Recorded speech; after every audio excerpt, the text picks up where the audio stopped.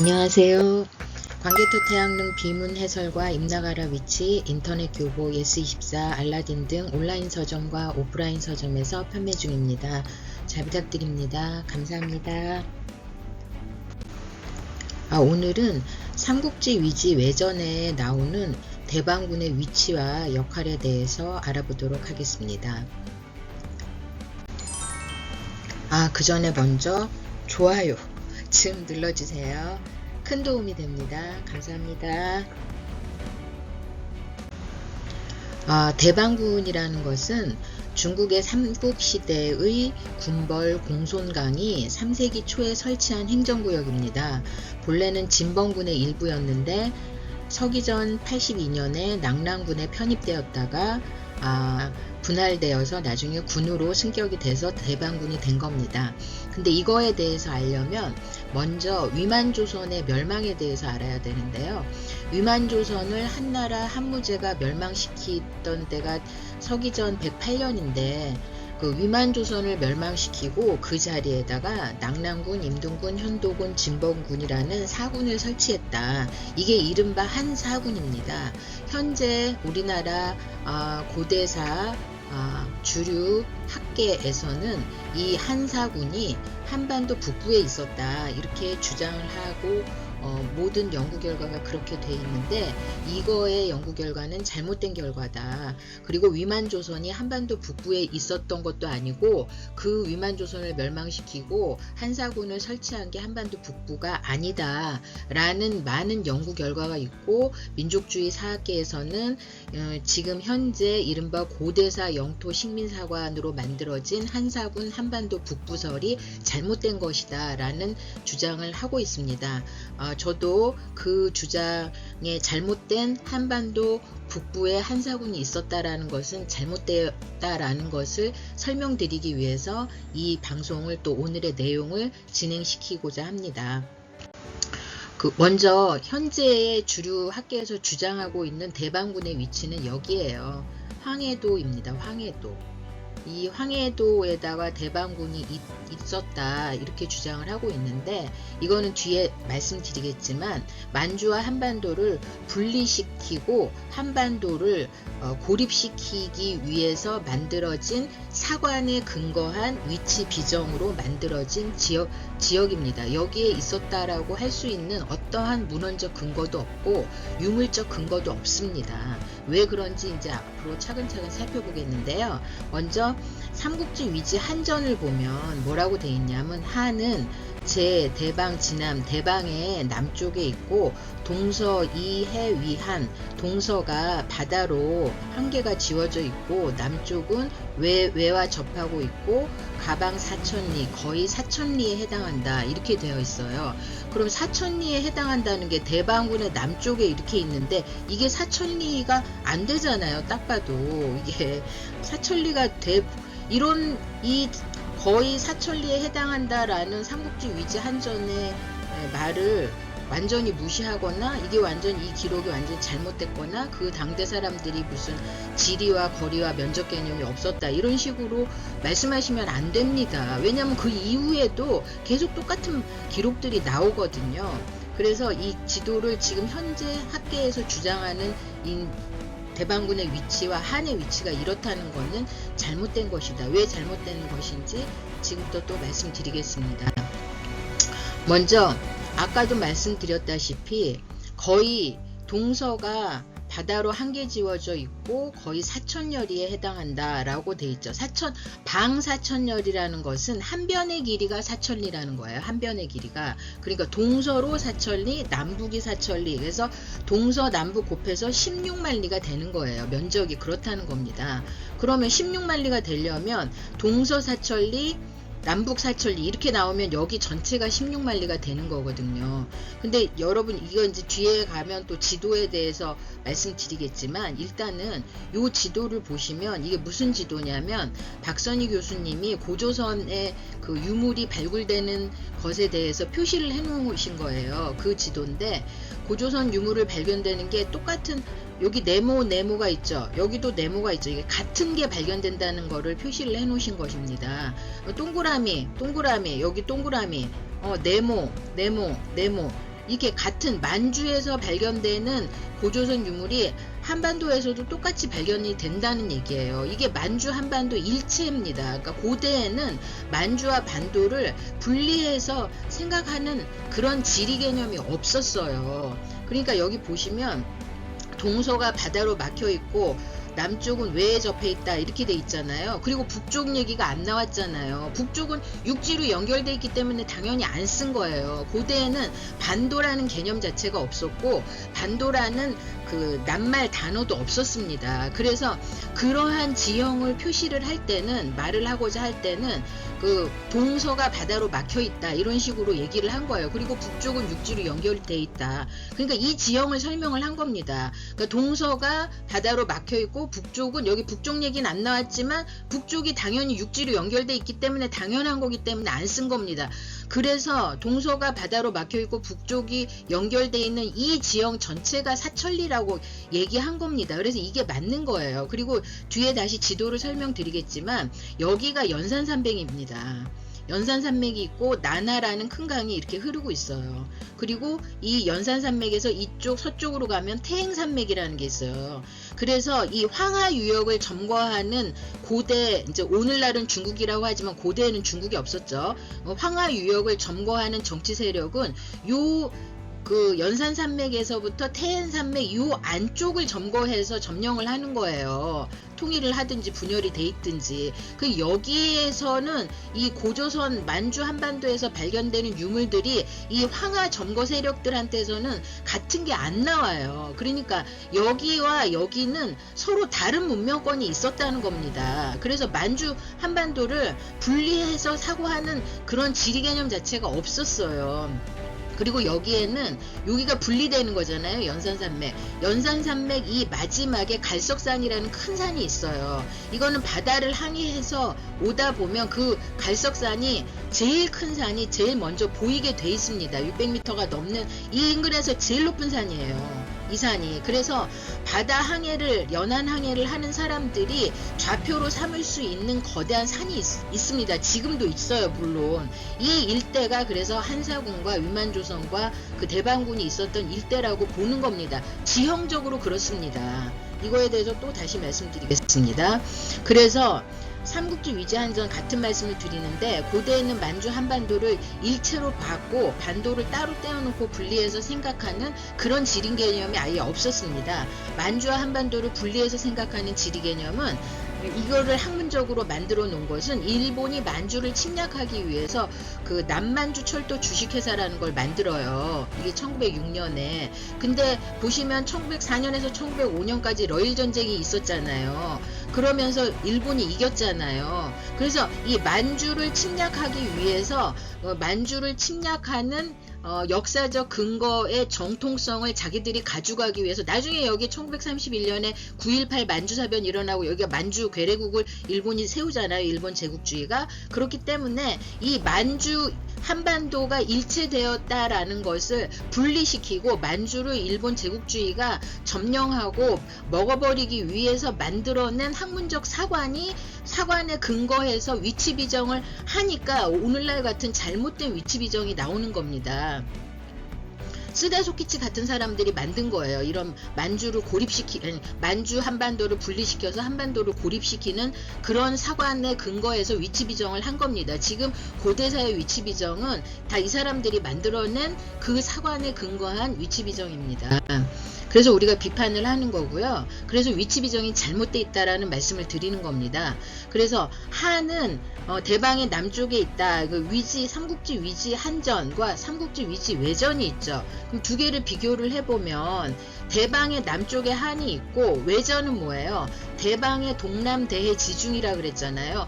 대방의 동남쪽, 한은 대방의 남쪽이고 외는 대방의 동남쪽 바다 한가운데 있다. 이렇게 얘기한 겁니다. 그래서 이 지도를 보려면 만주 한반도 일체이기 때문에 거꾸로 나서 보는 게 훨씬 더 맞는 지도예요. 그 대륙을 점거했던 그때 당시에 대륙 그 황하 점거 세력 입장에서 만주 한반도를 이런 식으로 봤다는 거죠. 분리해서 보지 않고 이게 한 개의 일체된 영역으로 본 거예요. 영토로 본 겁니다.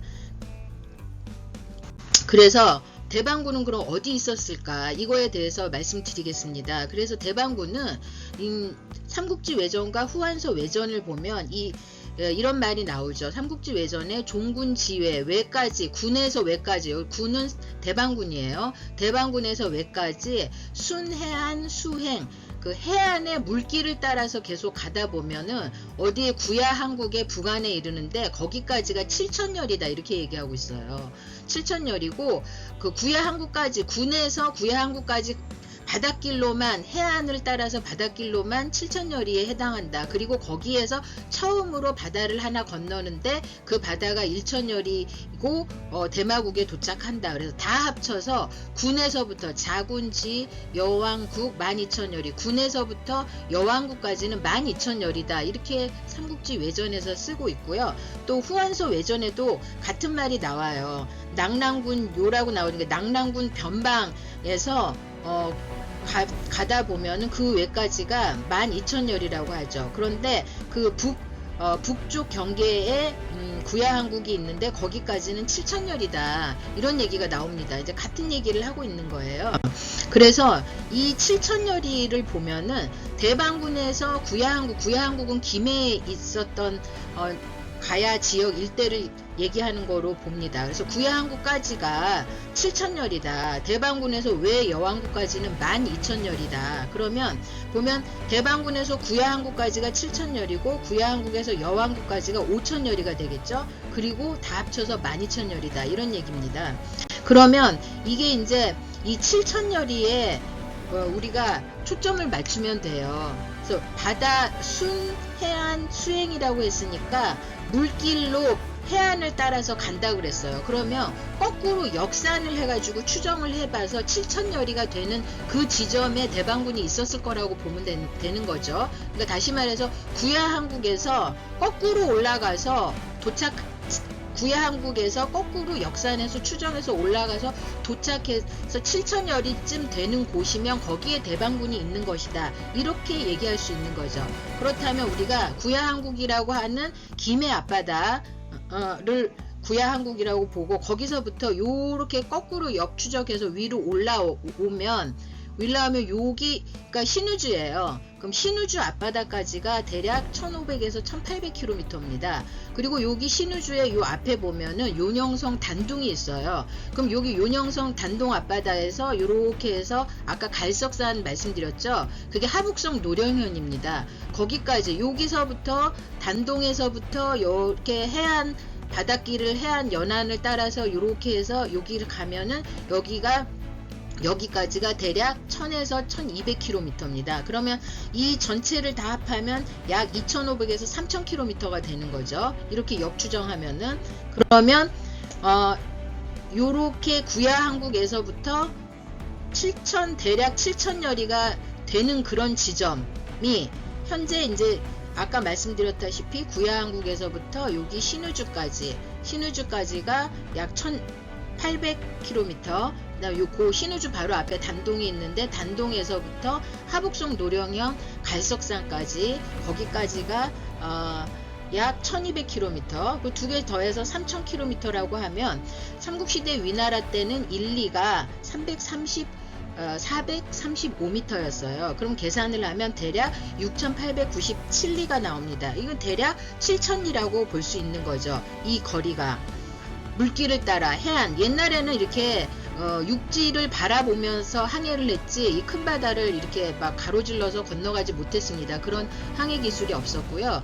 육지를 바라보면서 항해하는 이 연안 항해를 따라서 하는 항해만 할 수 있었기 때문에 요거에 맞춰서 보면은 이렇게의 거리가 대략 6,897리, 대략 7,000리가 된다라고 얘기할 수 있습니다. 그러면 현재 이른바 고대사 식민사학계 한반도에 한사군이 다 있었고 대방군이 황해도에 있었다라고 주장하는 이분들의 주장을 들어보면 7,000리가 나오냐는 말이죠. 7,000리가 안 나옵니다. 보면은 여기가 황해도 남포 앞바다예요. 황해도 남포 앞바다에서 여기 김해 앞바다까지가 대략 1,500에서 1,800km입니다. 그럼 1,500km라고 하면은 약 3,448리가 되는 거예요. 아무리 많이 잡아도 3,500리 정도 되는 거예요. 여기서부터 여기까지의 거리가 도저히 7천여리가 나올 수 없는 길입니다. 그런데 여기에 대방군이 있다라고 우기면은 안 되는 거죠. 전혀 맞지 않아요. 이게 여기가 뭐 7천리가 되지도 않으면서 그러면서 고대의 기록이 틀렸다라고 자기의 주장과 생각이 하고 다르다고 해서 고대 기록이 틀렸다라고 아무 근거 없이 우기면은 그거는 학문적인 자세가 아니라는 얘기를 말씀드리는 겁니다. 그러면 예를 들어서 계속 삼국지 외전에 나와 있는 그 7천여리가 틀린 기록이고 그 왜 여왕까지 다 합쳐서 12,000여리라는 그 기록이 잘못되고 그 고대에 기록한 사람들이 지리 거리 개념이 없어서 잘못된 기록이다. 그래서 삼국지 외전의 기록도 잘못된 거고 후한소 외전의 기록도 잘못된 거다. 그렇게 계속 우기신다면 그 이후에 나오는 외전에서 같은 얘기가 반복되는 거에 대해서는 또 어떻게 설명할 거냐는 거죠. 왜냐하면 그 이후에도 예를 들어서 수나라도 외국하고 사신을 보내면서 교류를 계속 했습니다. 그랬기 때문에 수나라에서 외국으로 사신을 보내고 외국에서 또 수나라로 사신을 보내서 서로 교역을 하고 교통을 하고 그 왔다 갔다 했기 때문에 만약에 삼국지 외전의 기록과 후한소 외전의 기록이 틀렸다면 자기들이 왔다 갔다 하니까 그렇다면 수나라 외전에서 고대에 옛날에 말했던 그 기록은 틀린 기록이고 우리가 왔다 갔다 해보니 이게 맞는 거리다 라고 말했을 겁니다. 근데 그렇지 않아요. 그렇지 않고 똑같이 예전의 기록을 그대로 써놨습니다. 자기들이 왔다 갔다 하면서 예전의 기록이 맞다라는 거를 다시 한번 확인을 해준 거죠. 그래서 예전에는 낙랑군 경계와 대방군으로부터 12,000여리 떨어져 있으며 회계의 동쪽에 있는데 담이와 서로 가깝다고 하였다. 여기 나오잖아요. 그러니까 삼국지 위지동이전 외전과 후한소 외전의 기록이 그 이후에도 계속 반복되어서 사신이 왔다 갔다 하는데도 쓰였다는 거는 틀리지 않은 기록이라는 거를 알 수 있다라는 거죠, 우리가. 그래서 여기서 이제 우리가 봐야 될 것은 대방군의 위치가 삼국지 한전과 그 다음에 외전, 후한소 외전, 한전에서 이렇게 대방군이 나오는데 왜 그러느냐. 예를 들어서 삼국지 위지동이전에 고구려전도 있고 부여전도 있고 음루전도 있고 옥저전도 있고 다 있어요. 근데 대방군이 나오는 거는 한전과 외전에만 대방군이 나오고 다른데 뭐 고구려전, 부여전, 음루전 그런 데는 안 나옵니다. 옥저전 이런 데는 대방군이 안 나와요. 왜 그러느냐. 왜 한전과 외전만 대방군을 중심으로 기준을 해서 서술을 했느냐. 그 이유를 알아야 돼요. 그 대방군의 위치와 대방군이 하는 역할이 연동이 돼 있고 관계가 있기 때문에 대방군을 중심으로 서술이 되는 겁니다. 지리 위치가. 그러면 그 얘기가 삼국지 외전에 나옵니다. 뭐라고 나오냐면 경초 2년 6월에 경초라는 거는 위나라 명제 때를 연호입니다. 경초 2년은 238년이에요. 경초 2년 6월에 왜 여왕이 보냈어요. 대부 난승미 등 예군, 대부 난승미 등으로 하여금 대방군으로 가게끔 했다, 보냈다. 그래서 뭘 요청을 했냐면 천자 조헌, 천자를 좀 만나게 하도록 거기에 가도록 좀 요청을 했어요. 대방군에 가가지고. 그랬더니 대방태수 유화가 견 2장 관리와 장수를 송 같이 보내가지고 경도에 이르게 했다. 여기 경도는 그 위나라 명제 때의 수도를 말하는 거예요. 그러면 이게 무슨 뜻이겠어요? 일단 교역을 하려면 교역과 뭐 외교와 뭐 여러 가지 일을 국가 간에 나라 간에 뭔가를 하려면 만나야 되잖아요. 그럼 위나라 명제를 만나려면 어디를 가야 된다는 얘기예요. 대방군을 일단 가야 되는 거예요. 그럼 대방군에서 그 위나라 명제를 만날 수 있게 연결을 시켜줬다는 겁니다. 그래서 대방군의 역할은 트랜스퍼 스테이션, 환승역 역할을 한 거예요. 여기가. 그 대방군은 일단 가야 되는 거예요. 그래서 한전과 외전에만 대방군이 나타나는 이유가 있는 겁니다. 이렇게 되는 거예요. 위나라 명제 때가 있었던 수도 서울 경도는 여기입니다. 낙양입니다. 여기를 가려면 어떻게 가요? 옛날에 그 고대에 어디를 가야 여기를 갈 수 있는지 어디를 가면 됩니까? 대방군을 일단 가면 대방군 여기 앞에 그 갈석산이라는 거대한 산이 있다고 했죠. 여기가 이게 연산산맥이에요. 그리고 요렇게가 태행산맥입니다. 그래서 요 안쪽을 통일하는 게 진나라 한나라가 통일하는 게 여기를 통일하는 거예요. 통일제국이 등장하는 게. 아니면 여기가 막 분열이 되든지. 요게 연산산맥을 중심으로 해서 여기 만주 한반도와 그 다음에 여기 안에 황하점거 세력하고는 다른 정치, 경제, 문화, 문명권이 있었다라는 얘기를 드리는 거예요. 그래서 이 지형 지도를 봤을 때 이 연산산맥과 태행산맥 요거를 중심으로 문명과 문화가 갈라지는 역할이 있었다는 거예요. 이 지형이 그런 역할을 했다는 거고, 여기에 큰 산이 연산산맥이 끝나는 마지막에 갈석산이라는 큰 산이 있어요. 이 큰 산을 그 대방군이 여기 있었다는 거죠. 그 갈석산이 있는 여기가 하북성 노령현입니다. 여기까지 오면 연안항해를 통해서 이렇게 해서 여기까지 오면 여기서 일단 황제가 있는 데를 데려다 줬다라는 얘기예요. 이 역할을 대방군이 한 겁니다. 그래서 이제 여기까지 말씀을 드리고요. 그래서 대방군의 위치는 오늘날 한반도 황해도 쪽에 대방군이 있었던 것이 아니라 그거 가지고는 칠천여리가 도저히 나올 수가 없죠. 하북성 노령현의 갈석산 인근에 대방군이 있었고, 그 대방군까지 일단 가면 거기서부터 이제 내륙의 정치 점거 세력하고의 연결시켜 줄 수 있는 그런 역할을 데려다 준다고 했잖아요. 그런 역할을 대방군이 했다는 겁니다. 그래서 그 한반도와 외에 그 다음에 그 옆에 있었던 그 연산산맥 동쪽으로 있었던 그 동쪽과 그 밑에 있었던 그쪽에서 이제 교역을 하려면 대방군을 찾아가야 됐고, 그래서 대방군은 굉장히 교역에 있어서의 굉장히 중요한 요충지입니다. 그래서 아까 말씀드린 그 지역을 나중에 고구려가 다 점거를 하죠.